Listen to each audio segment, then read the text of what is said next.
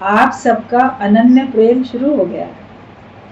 यही निष्काम ज्ञान दान देने से अपना जीवन भी बन जाता है और दूसरे का भी। अब जब आए हो सत्संग में, आते आते बैठते बैठते शुरू में हम केवल आते हैं अपने या तो दुखों को, परेशानियों को दूर करने के लिए, या सुख मिल जाए उसका आशीर्वाद लेने के लिए, या जानकारी लेने के लिए कि आखिरकार यहाँ सत्संग में होता क्या है। लोग जाते हैं तो क्या सुनते हैं और ऐसा क्या बताया जाता है जिससे सब लोग इतने हमें खुश दिखते हैं।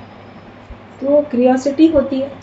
तो कई कारण होते हैं कि कोई जो सत्संग में शुरू में आता है या किसी के कहने से आ जाता है, कोई बहुत पड़ोसी है, संबंधी है, बोलता रहता है चलो चलो सत्संग में चलो, तो उसके लिहाज में उसके कहने से भी आ जाते हैं। लेकिन आते आते अगर आप श्रद्धा भाव से ज्ञान सुनते हो, एकाग्रता से ज्ञान सुनते हो, विश्वास पूरा है, तो आप देखोगे आपको ज्ञान फिर पसंद आने लगता है, अच्छा लगने लगता है, और फिर लगता है कि अब हमारा सत्संग से भी प्रेम हो गया। वरना पहले सत्संग से प्रेम कहाँ था, पहले माया से प्रेम था, माया वालों से प्रेम था। सत्संग से प्रेम हो जाए, ज्ञान से प्रेम हो जाए, भगवान से प्रेम हो जाए, ये तो कभी किसी ने सोचा ही नहीं था। तो सत्संग जाना अच्छी बात है, अच्छी बातें सुननी चाहिए, लेकिन सत्संग से ज्ञान से प्रेम हो जाए ये तो कोई कल्पना भी नहीं करता। या सत्संगी हैं सब, गुरु है या सत्संगी हैं, तो वो अच्छे लोग हैं, हमें उनका आदर मान सम्मान करना चाहिए, मगर उनसे प्रेम हो जाए तो कोई सोचता ही नहीं था। या भगवान है, बड़े महान है वो, तो भगवान के गुणगान गाने चाहिए, भगवान की महिमा गानी चाहिए, भगवान के आगे हमेशा अपने को छोटा, उनको महान समझना चाहिए, मांग लेना चाहिए। भगवान तो दूर करने वाले हैं, जो हम चाहें भगवान से मांग लो, भगवान हमारे अपने हैं। लेकिन भगवान से प्रेम हो जाए ये कोई नहीं सोचता। लगता था पता नहीं गोपियां थी तो उनका कृष्ण भगवान से प्रेम हो गया, तो वो साधारण प्रेम समझते हैं लोग, कि जैसे किसी लड़की का किसी लड़के से प्रेम हो जाए। दुनिया में तो प्रेम इसी को बोला जाता है, इसका न इससे प्यार हो गया है, तो ये इसके बिना रह नहीं पाता, इसी के चिंतन में मनन में रहता है और इसी से शादी करना चाहता है, इसका इससे बड़ा प्यार है। शादी हो गई तो इस पति का ना अपनी पत्नी से बड़ा प्यार है, तो उस प्यार को भी क्या बोलते थे, ये जो पति है ना, ये अपनी पत्नी का पूरा गुलाम है, जोड़ू का गुलाम है। इसकी पत्नी इसे अपने इशारे पे नचाती है, उस प्रेम को गुलामी का नाम देते थे। या पत्नी अगर प्रेम कर रही है, बहुत ही प्रेम है, वो तो हर स्त्री करती ही है, क्योंकि उसके बिना उसका गुजारा नहीं चलने वाला। तो प्रेम की बात बोली जाती थी, मगर वास्तव में प्रेम को समझते कहाँ थे लोग। और भगवान से प्रेम हो जाए तो वो तो कोई कल्पना से प्रेम, केवल जब तक शादी नहीं हुई है प्रेमी प्रेमिका वाला प्रेम ही प्रेम समझते।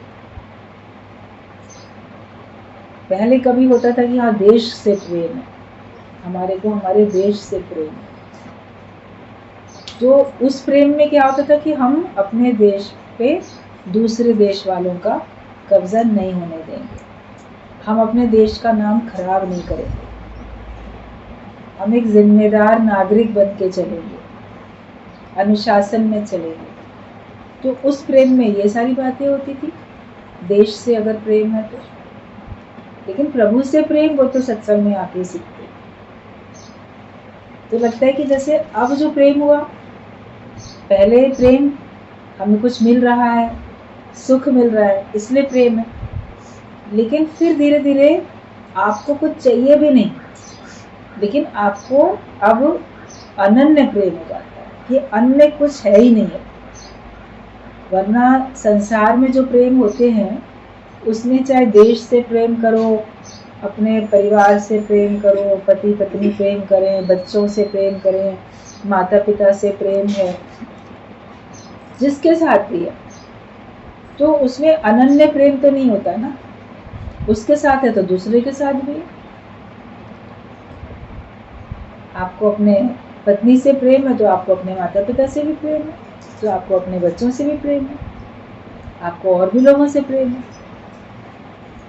लेकिन भगवान के साथ हमारा सत्संग में आने के बाद आते आते आप देखोगे अनन्य प्रेम, जैसे कि अन्य कुछ और है ही नहीं, है ही भगवान। मुझे अब केवल भगवान ही पसंद आते हैं, ज्ञान ही पसंद आता है, दूसरा मुझे कुछ अब भाता भी नहीं है।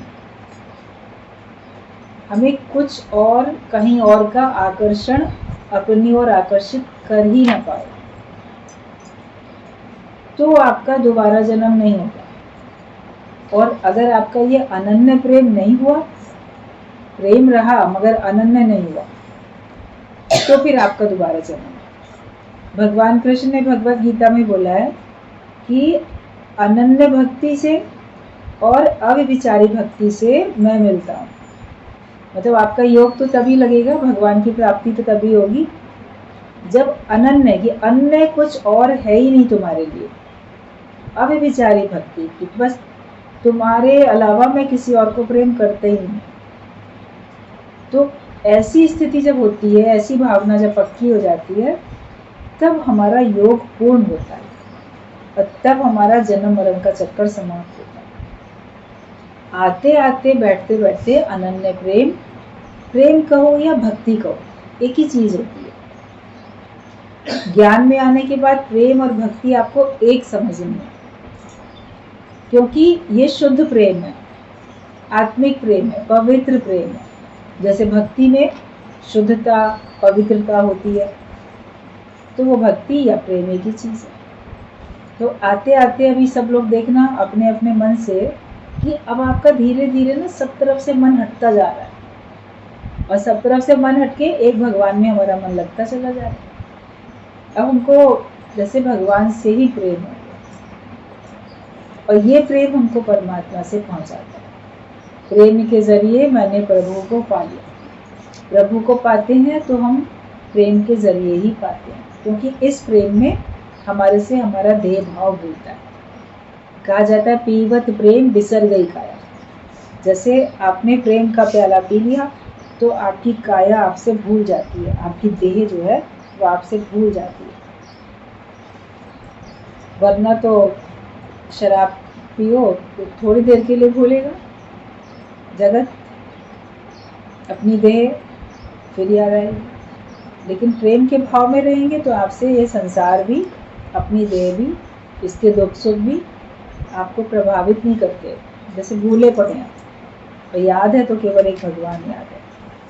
तो बोला है गुरु जी ने कि आप सबका अनन्य प्रेम शुरू हो गया है। यही निष्काम ज्ञान दान देने से अपना जीवन भी बनता जाता है। जब आप सबको निष्काम ज्ञान का दान देते चलते हो तो दूसरे का जीवन भी बनता है और आपका जीवन भी बनता है। आप ज्ञान का कार्य करो, ज्ञान की भाषा आपने अब सीख ली, लेकिन उस भाव में भी आ जाओ। केवल भाषा सीखने से कुछ नहीं होगा। जब तक आप उस भाव में नहीं आओगे तब तक दूसरे के हृदय को परिवर्तित नहीं कर पाओगे और आपके अंदर भी सुधार नहीं आने वाला। तो इसके लिए पहले हमें खुद बनना है। पहले हम आप सुधरें, फिर औरों का सुधार करें। अपने को सुधारते चले जाओ, अपने को अच्छा बनाते चले जाओ। देना है तो सर्वप्रथम हर एक को ये ज्ञान दो, और वो दे तभी सकोगे जब तुम्हारे पास होगा। कोई भी चीज़ आप दान देने के लिए सोचते हो तो आपके पास होगी तब तो दोगे। अन्न का दान करना है तो अन्न होना चाहिए, वस्त्रों का दान करना है तो वस्त्र होने चाहिए, जल का दान करना है तो जल होने चाहिए, भूमि का दान करना है भूमि होनी चाहिए। जिस चीज़ का भी आप दान करना चाहते हो वो वस्तु आपके पास तो हो। ज्ञान का दान सर्वश्रेष्ठ है, तो ज्ञान आपके पास तो हो। गुरु देता है हमको, कहते पहले दाता गुरु भया, जो देवे ब्रह्म ज्ञान, वो ही देने वाला है। वो हमको ब्रह्म ज्ञान का दान देता है। और दान शब्द ज्ञान के साथ ऐसे जोड़ा गया है कि देखो, जिसको आप कोई चीज़ दान में देते हो उससे पलट के फिर उसी चीज़ की उम्मीद नहीं करते ये भी हमको दे। तो ज्ञान अगर गुरु ने हमको दान में दिया तो गुरु पलट के हमसे उम्मीद नहीं करता कि ये भी मुझे दे। पलट के हमने दिया किसी को भी कुछ भी, उसको पाके अगला प्रसन्न हो गया, उसकी प्रसन्नता को देख के आप भी प्रसन्न हो गए। पलट के थोड़ी सोचते हो मैंने इसको ना इतने रुपए दक्षिणा दी थी, इतना दान दिया था, ये भी तो मुझे दे कुछ। कभी भी नहीं सोचते हो ये भी हमको पलट के दान में कुछ दे दे। तो ज्ञान किसी को भी आप सुनाओ, पलट के कभी नहीं सोचो कि ये भी आपको कुछ दे। ये बेशर्त दान है, इसमें कोई शर्त नहीं होती है कि हमने दिया है तो तुमको भी पलट के देना है। वो तो लेन देन व्यवहार में होता है, दान में नहीं होता और प्यार में भी नहीं होता। तो ये ज्ञान का दान समझ के सबको देते चलो, और फिर उसके बाद आप देखोगे आपका जीवन बना, और जिसको आपने ज्ञान दिया उसका भी जीवन बनता चला गया। दादा भगवान बोलते थे कि इस ब्रह्म ज्ञान को अपनी कन्या समझो। जैसे कन्या का दान करते हैं, कन्यादान होता है शादी में, तो लोग पहले ज़माने में कन्यादान करते थे तो उसको जिसको दे दिया उससे पलट के कुछ नहीं लेते थे, उसके घर का खाना पीना भी नहीं खाते।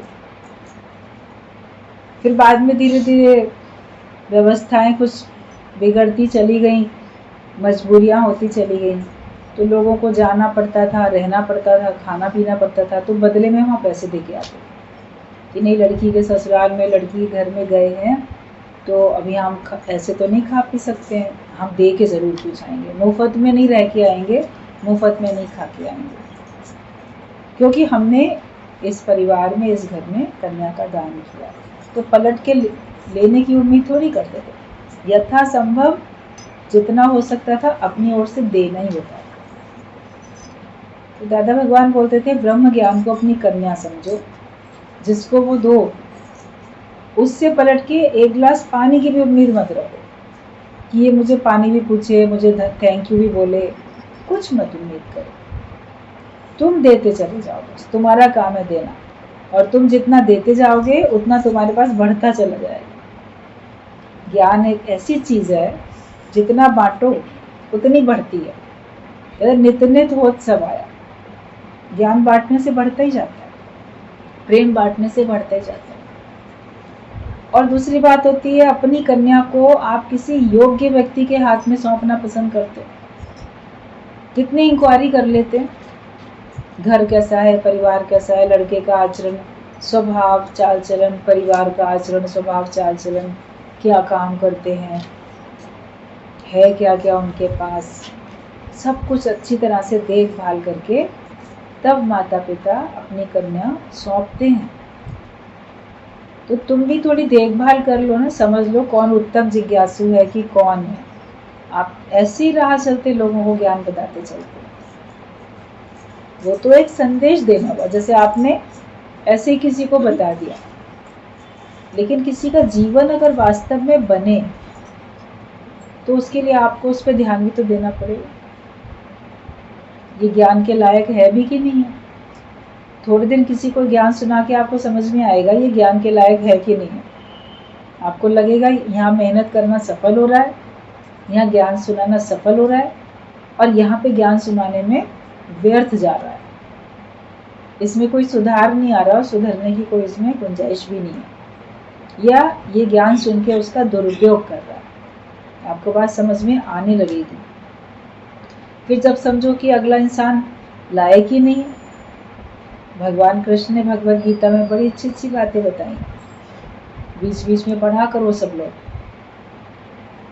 यूँ तो ज्ञान आप बांटते ही चलो, देते चलो, लेकिन फिर भी बोला है कि कुछ लोग ऐसे हैं जिनको ज्ञान नहीं देना चाहिए, नहीं सुनाना चाहिए। ऐसे भी कुछ प्रकार बताए हैं।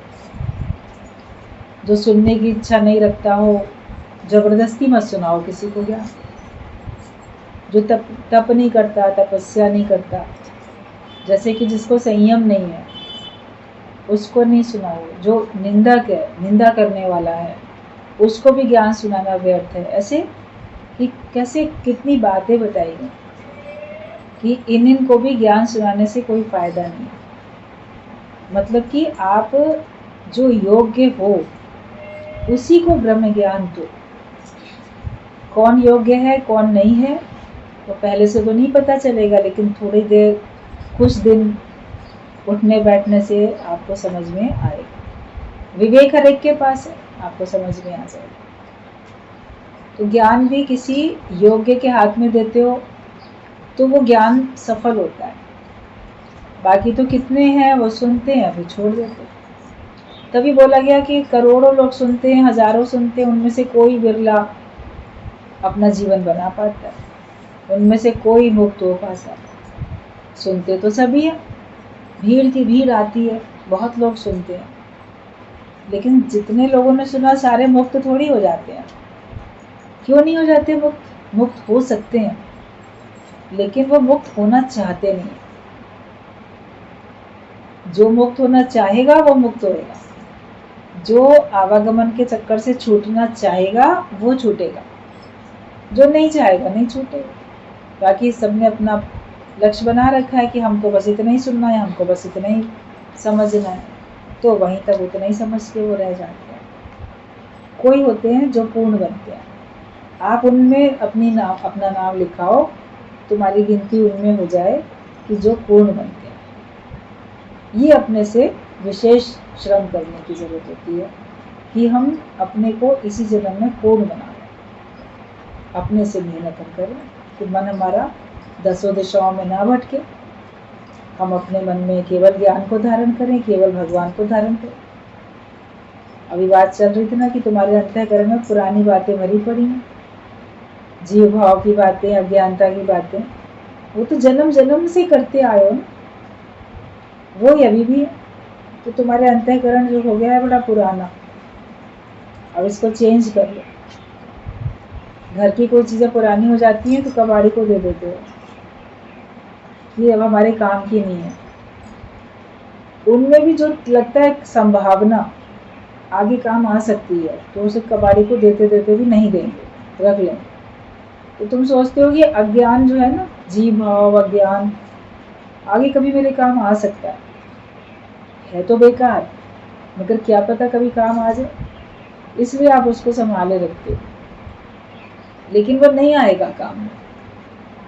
भगवान का नाम ही तुम्हारे काम में आएगा, ज्ञान ही तुम्हारे काम में आएगा, इसलिए उसको संभालने की जरूरत नहीं। कुछ साल तक रख के आपने देख लिया, अभी तक काम में नहीं आया, तो अब क्यों आगे काम में आएगा? और कभी मन बोले कि हाँ ये काम में आ सकता है, तो बोलो कौन से काम में आएगा? अज्ञान किस काम में आएगा? माया का ही तो काम होगा, अज्ञानता से। तो क्या तुम्हें अभी भी मायावी बन के रहना है? तो तुम अपना अज्ञान छोड़ ही नहीं पाते, एक कोने में कहीं ना कहीं पड़ा ही रहता है। लेकिन जब तुम्हें अपने से उलझन होने लगेगी ना जिस दिन, तो फिर आप उसको एक झटके से फेंक दो। खुद ही जब सुख मिल रहा है तो आप उसको लिए रखे हो अपने साथ। तो ज्ञान में अपना जीवन बनाने के लिए अपने मन बुद्धि चित्त अहंकार, अपने अंतःकरण में रोम रोम में हमें भगवान को ही बसाना है। तो ज्ञान का दान आप सबको देते चलो, तुम्हारा जीवन इसी से बनेगा और दूसरे का भी बनेगा। तुम्हें आत्मनिश्चय हुआ है तो औरों को भी यही निश्चय कराते चलो। हर एक स्वयं को बनाता रहे, अपना ही उद्धार सदैव नजर में हो तो जीवन आनंद में बन जाता है। तुमको अगर आत्मा का निश्चय हुआ तुम औरों को कराओ, उससे तुम्हारा अपना जीवन बनता चला जाएगा, दूसरे का भी बनेगा। और किसी को भी आप सुनाओ तो ये समझो कि मैं अपने को ही सुना रहा हूँ, मैं अपना ही जीवन बना रहा हूँ, मेरा अपना जीवन बन रहा है इससे। दूसरा अपने पे कृपा करता है तो बन जाएगा, लेकिन दूसरे को सुनाने में मेरा समय सफल हो रहा है, मैं अपने उद्धार के लिए किसी को सुना रहा हूँ। ज्ञान सुनाना कोई सिद्ध अवस्था आपकी नहीं मानी जाएगी, वो एक साधन माना जाएगा कि इस साधन से आप पूर्ण बनोगे, इस साधन से आप सिद्ध हो जाओगे। तो हर एक स्वयं को बनाता है और अपना ही उद्धार सदैव नजर में हो तो जीवन आनंद में बन जाता है। पत्र में एक प्रश्न था कि आप गुरु के नाम के आगे भगवान लगाते हैं, बाकी राम या कृष्ण को केवल राम या कृष्ण कहते हैं, तो ऐसा क्यों? कभी किसी ने पूछा तो यहाँ पे दादा भगवान, गीता भगवान, मिला भगवान, जो जिससे सत्संग सुनता है ना तो उसके नाम के आगे भगवान जोड़ देता है। अपने दादा भगवान के सत्संग में ये एक प्रथा बनी हुई है कि जो कहीं कोई ज्ञान सुना रहा है, कथा कथित गुरु भी बन के कहीं भी है, कम लोगों को सुनाए अधिक लोगों को सुनाए, वो खुद कितना ज्ञानी है या पूरा नहीं है कि अधूरा है, उससे नहीं मतलब, लेकिन सत्संग सुनाने वाले के नाम के आगे भगवान लगाना चाहिए, ऐसा लोग मान लेते हैं, तो उसके नाम के आगे भगवान लगाते हैं। और अगला भी चाहता है कि मेरे नाम के आगे भगवान लगाया जाए, तभी मैं श्रेष्ठ माना जाऊंगा, वरना मैं तो गुरु से कम मान लिया जाऊंगा। तो वो इस बात की प्रेरणा भी देते हैं अपने सुनने वालों को कि ऐसा मेरे नाम के आगे भगवान लगा के बात करोगे, भगवान लगाओ। तो किसी ने प्रश्न पूछा गुरु जी से पत्र में कि यहाँ पे आप लोग गुरु के नाम के आगे तो भगवान शब्द जोड़ते हो, लेकिन राम की बात आएगी तो अकेला राम बोल देंगे, कृष्ण की बात आएगी कृष्ण बोलेंगे, तो उसमें हर बार भगवान का नाम, भगवान शब्द नहीं जोड़ते, तो ऐसा क्यों? वो तो अवतार लेके आए दुनिया में, वो तो साक्षात भगवान है, तो हमेशा उनके नाम के आगे भगवान कभी नहीं भी जोड़ते। हरे राम राम राम हरे हरे बोल लेंगे, हरे कृष्ण कृष्ण तो चलो, इसमें हरे राम भगवान थोड़ी बोलते हैं, हरे कृष्ण भगवान ऐसे नहीं चुप बोलते, अकेला नाम भी बोलो। तो ऐसा क्यों, कारण क्या है, जबकि वो तो मेन भगवान है? तो ये किसी ने प्रश्न पूछा है, क्योंकि आपके पत्र में एक प्रश्न था कि आप गुरु के नाम के आगे भगवान लगाते हैं, बाकी राम या कृष्ण को केवल राम या कृष्ण कहते हैं, तो ऐसा क्यों? तो सोई प्रिय हकीकत तो ये है कि राम अक्षर बोलने से ही लगता है कि भगवान का नाम ले लिया। वो राम अपने आप में इतना महान है, ये अकेला राम आपके मुंह से निकला तो लोग तो ये अंडरस्टूड है कि समझते हैं कि हाँ ये भगवान। अकेला कृष्ण भी निकला तो भी बोलेंगे कि ये भगवान। उसके आगे उसका भगवान शब्द जोड़ के उसको जताने की बताने की जरूरत नहीं होती है कि ये भगवान है। आधा अक्षर सुन के भी आप समझ जाओगे भगवान। तो जिसके अब नाम को सुन के आपको सुनते के साथ ही आपके अंदर भगवान का भाव आ जाता है, तो उसके लिए हमको भगवान शब्द जोड़े या ना जोड़े कोई फर्क थोड़ी पड़ता है। लेकिन बाकी लोगों के नाम के आगे भगवान जोड़ना पड़ता है कि क्योंकि तुम्हारा भगवान का भाव है ही नहीं, तो भगवान का भाव हो इसलिए जोड़ दिया जाता है कि हम उसमें भगवान करके देख रहे हैं, बाकी लोग थोड़ी देख रहे हैं। आप अपने गुरु को भगवान करके देख रहे हो, बाकी लोग थोड़ी देख रहे हैं, वो लोग तो उनको साधारण ही समझ रहे हैं। तो कई कारण इससे होते हैं। तो ये बताया कि राम अक्षर बोलने से ही लगता है भगवान का नाम ले लिया। सारी दुनिया में तो डिक्लेयर्ड गॉड है, तो सभी उन्हें केवल राम ही कहते हैं। आपस में मिलते हैं तो राम राम जी कहते हैं, राम भगवान जी नहीं कहते। किसी को बोलेंगे राम राम जी ऐसे बोलेंगे, राम भगवान थोड़ी बोलते हैं, क्योंकि वो सारे संसार में ऑलरेडी डिक्लेयर्ड भगवान है कि वो है ही भगवान। अब बाकी लोग अभी डिक्लेयर्ड थोड़ी हैं, इसलिए उनके नाम के आगे लोग भगवान जोड़ रहे हैं, जताने के लिए, बताने के लिए कि हमारे लिए भगवान है। मगर केवल देखा देखी सुना सुनी भगवान का नाम अगर आप आगे शब्द जोड़ोगे, भाव भगवान का नहीं है, तो वो भी तो बोलना बेकार है। किसी को कोई भगवान करके बोले तो क्या वो भगवान सचमुच समझ रहा है उसको? भगवान मान रहा है, भगवान का भाव है, भाव भी तो होना चाहिए। तो वो तो जो राम है वो तो डिक्लेयर्ड गॉड है, तो सभी उन्हें केवल राम ही कहते हैं। आपस में मिलते हैं तो राम राम जी कहते हैं, राम भगवान जी नहीं कहते। राम का मंदिर, कृष्ण का मंदिर, यानी कि भगवान का मंदिर।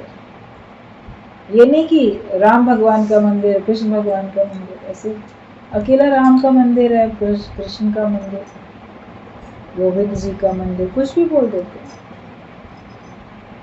वहाँ के बिहारी का मंदिर। तो भगवान शब्द आगे नहीं भी जोड़ रहे हैं, मगर वो सुनने से जान ही रहे ना कि भगवान ही कहीं मंदिर है। तो कृष्ण का मंदिर यानी भगवान का मंदिर। वाल्मीकि ने भी केवल राम नाम का ही जाप किया, राम राम ही जपा ना, राम राम राम राम राम राम। फिर मरा मरा बोलने लगा तो मरा मरा में भी राम राम हो गया, तो केवल राम राम ही जपा उसने। इसका ये अर्थ नहीं है कि यहाँ पर किसी का उनके प्रति आदर कम है। अगर हम किसी के जो डिक्लेयर्ड गॉड है, अगर उसके नाम के आगे हम भगवान शब्द नहीं जोड़ रहे हैं, तो इसका ये मतलब नहीं कि हमारी दृष्टि में उनकी वैल्यू कम है, लेकिन वो इतने महान है कि उनके लिए हमको भगवान शब्द खास लगाने की जरूरत ही नहीं है। वो तो राम तो रोम रोम में रमा हुआ है, बसा हुआ है, तो इसके लिए हमको खास भगवान का नाम लिख के या बोल के लोगों को पहचान बताने की जरूरत नहीं कि देखो ये भगवान है, वो तो है ही भगवान। तो अगर भगवान का नाम, भगवान शब्द उनके नाम के आगे नहीं जोड़ते हैं, तो इसका ये अर्थ नहीं कि यहाँ पर किसी का उनके प्रति आदर करना। आदर तो हृदय में है, और एक उन्हें ही क्यों, हम तो सारी सृष्टि को ही भगवान करके देखते हैं। गुरु तो हमको ऐसी दृष्टि देता है कि तुम सारी सृष्टि को भगवान करके देखते हो, मान ना मान तू है भगवान। गुरु तो हम अज्ञानी व्यक्ति, अज्ञानता से भरे हुए, विषय विकारों में भरे हुए, ऐसे उनके सामने आते हैं तो भी वो हमको देखता है तो बोलता है अरे भगवान आ गए। वो तो हमारे अंदर पावन दृष्टि रखता है, हमको भगवान करके देखता है। तो गुरु ने तो ऐसा ज्ञान सबको दिया है, तो खुद भी तो उसी ज्ञान पे चलता है कि सर्वत्र है ही भगवान, भगवान के अतिरिक्त और कुछ नहीं है। तो हम तो सभी को भगवान करके देखते हैं, और तुमको भी सबको भगवान करके देखना सिखाते हैं। तो ये थोड़ी कि उनको, गुरु को भगवान बोल दोगे और बाकी लोग क्या भगवान है ही नहीं। एक बार दादा भगवान से किसी ने पूछा कि आपसे कहो फलानी जगह चल रहे हैं क्या है, तो आप कहते जैसे भगवान का हुक्म हो। तो आप ही तो भगवान हो, तो आपके अलावा और कौन, फिर भगवान का हुक्म से क्या मतलब है। तो दादाजी ने कहा था कि ठीक है, तुम सब मेरे में भगवान का भाव रखते हो, मैं भी अपने अंदर भगवान का भाव रखता हूँ, लेकिन मैं अपने को भगवान जानूं, तुम मुझे भगवान जानो, इस वजह से संसार में जो सारी सृष्टि में व्याप्त भगवान है उसका अस्तित्व खत्म थोड़ी हो गया, उसका तो अपना बना ही हुआ है ना। तो उस निराकार का हुक्म का डंडा तो हमारे ऊपर भी है। हम अपने को भगवान जान रहे हैं तो क्या वो भगवान खत्म हो गया? केवल मैं ही में रहेगा, केवल मैं ही समझूंगा, तब तो हिरण्यकश्यप वाला भाव आ जाएगा, मैं ही भगवान हूँ, मेरी पूजा करो, मेरी मूर्ति रखो। तो भगवान तो वो तत्व है ना। तो इसके लिए अपने अंदर में किसी प्रकार का भ्रम संशय नहीं आना चाहिए। तो बताया कि केवल एक उन्हें क्यों, हम तो सारी सृष्टि को ही भगवान करके देखते हैं और समझते हैं, उनको भगवान सचमुच में समझते हैं। दुनिया के लोग उन्हें भगवान भी कहते हैं, परंतु उनकी एक बात पर भी चलते नहीं। जगत वाले बोलेंगे राम को राम भगवान खूब कहेंगे, मगर राम ने जो शिक्षा दी राम के आदर्श पे चलेंगे। कृष्ण को कृष्ण भगवान खूब कहेंगे, लेकिन कृष्ण ने जो शिक्षा दी उसके ऊपर चलेंगे। तो भगवान बोल दिया किसी को, उसके ऊपर चल नहीं रहा, तो वो भगवान बोलने से क्या फायदा। या भगवान बोल दिया लेकिन उसमें फिर शक संशय रखते हैं, भगवान ने ये बुरा किया। तो भगवान समझ रहे हो तो भगवान बुरा कहाँ करता है? ईश्वर जो भी करता है अच्छा ही करता है। भगवान तो न्याय प्रिय है, अन्याय नहीं करते, वो न्याय करते हैं। एक तरफ तुम बोल रहे हो भगवान, फिर दूसरे बोलोगे भगवान यहाँ बुरा करता है, भगवान ये अच्छा नहीं करता, भगवान वो अच्छा नहीं करता। तो फिर भगवान बोलने का क्या मतलब हुआ? वो दुनिया के लोगों ने भगवान भी कहते हैं, परंतु उनकी एक बात पर भी चलते नहीं है। जो कृष्ण ने गीता में कहा उसे कोई नहीं समझता, ना ही उस पर कोई आचरण करते हैं। पर यहाँ तो उनकी बातों पर हमें पूर्ण निश्चय कराएगा। सत्संग में आप आके बैठते हो तो आपको कृष्ण भगवान की जो गीता है, भगवत गीता, सर्वशास्त्रमयी गीता, उसमें जो कुछ लिखा है उसके ऊपर तुमको निश्चय कराया जाता है, तुमको पूरी समझ दी जाती है। तो दुनिया में तो लोग कृष्ण ने गीता में जो कहा उसे कोई नहीं समझता, ना ही उस पर कोई आचरण करते हैं। पर यहाँ तो उनकी बातों पर पूर्ण निश्चय कराया जाता है। गुरु हमें ज्ञान में पूरा चलना सिखाता है। हमें तो उन्हें भी भगवान कहने में कोई हिचक नहीं, पर वो तो सर्वविदित भगवान है। कई भजनों में भी आता है, राम तजू गुरु को न बिसारू। अकेला राम बोलते हैं, हे रोम रोम में बसने वाले राम। अकेला राम बोलते हैं कि नहीं बोलते हैं? हर बार राम के आगे भगवान शब्द थोड़ी जोड़ते हैं, या कृष्ण के आगे हर बार कृष्ण भगवान शब्द थोड़ी जोड़ते हैं। वो तो सर्वविदित भगवान है। कई भजनों में आता है कि राम तजू गुरु को न बिसारू, या एक राम दशरथ का बेटा, या राम राम सबको कहें, मुझे अपनी शरण में ले लो राम। अब उसमें अकेला राम बोलते हैं, ले लो राम मुझे अपनी शरण में ले लो राम। हर बार हम राम के आगे भगवान नहीं जोड़ेंगे, लेकिन हमारा मतलब तो भगवान से ही है ना। हम उनको जान तो भगवान रहे, मान तो भगवान रहे, भाव तो भगवान का है। तो मुझे अपनी शरण में ले लो राम, तो राम का अर्थ ही है भगवान। बाकी गुरु के नाम के आगे भगवान इसलिए भी लग जाता है क्योंकि आप सब उन्हें भगवान नहीं जानते, इसलिए उनको भगवान करके जाने। गुरु को भी भगवान करके जाने। जब उनमें भगवान का भाव रखोगे तो तुम उनकी आज्ञा में चलोगे और उनके ज्ञान के वचनों पे तुम अपना जीवन बनाओगे। जो साकार के हुक्म में चल पाएगा वो निराकार के हुक्म में चल सकेगा। तो साकार रूप में गुरु है, उसको भगवान, उसकी आज्ञा भगवान की आज्ञा मानो। बोलते ना, काल का बुलावा गुरु का बुलावा एक समझो। जैसे भगवान को हम नहीं इनकार कर सकते, भगवान के आगे तुम्हारी नहीं चलेगी, तो ऐसे अपने मन को मोड़ लो कि गुरु के आगे भी मेरी नहीं चलेगी, भगवान करके जानो उसको। तो बाकी गुरु के नाम के आगे भगवान इसलिए भी लग जाता है क्योंकि आप सब उन्हें भगवान नहीं जानते थे। लिविंग गॉड में कोई भी भगवान का भाव आसानी से नहीं रखता है, उसके भक्त ही उसे प्रकट करते हैं। राम व कृष्ण के समय भी किन्हीं बिरलों ने उन्हें पहचाना था। उस समय जब वो धरती पे अवतरित हुए तो भी सब लोगों ने उनको कहाँ भगवान करके देखा, कुछ ही लोगों ने तो जाना था। तो अभी गुरु के रूप में भी कुछ ही लोग तो उनको जानते हैं, सब लोग थोड़ी ना उनको भगवान करके जानते। जिसकी जैसी भावना होती है वो उनको वैसी समझता है, तो उनके भक्त ही उनको प्रकट करते हैं।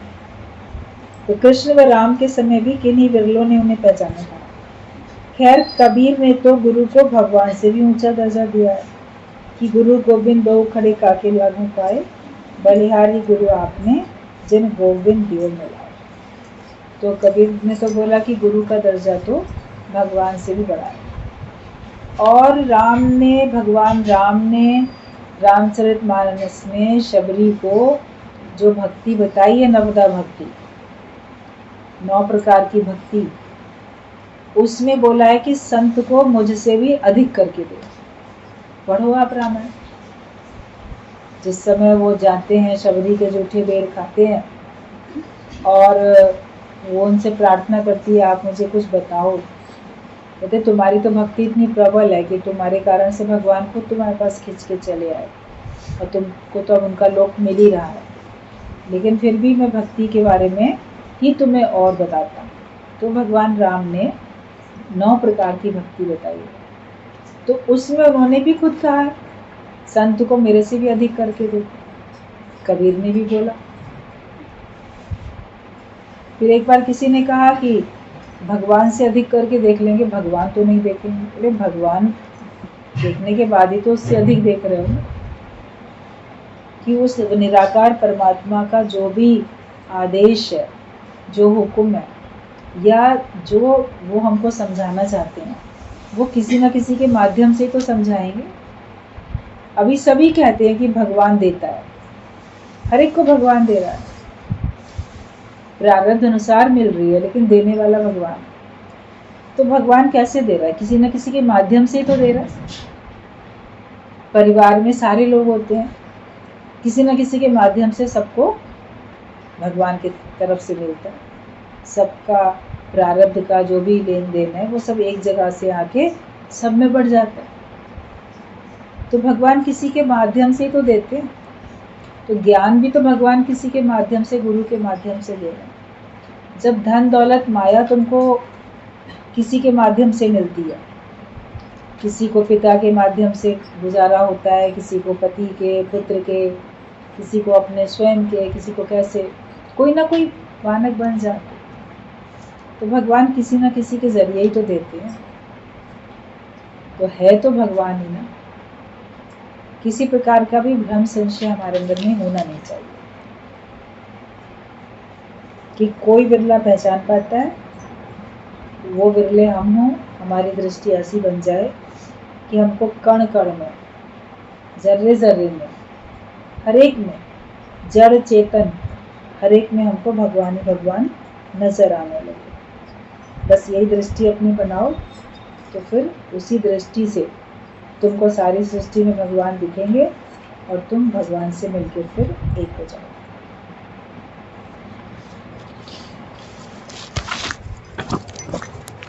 पूरा हो चुका है।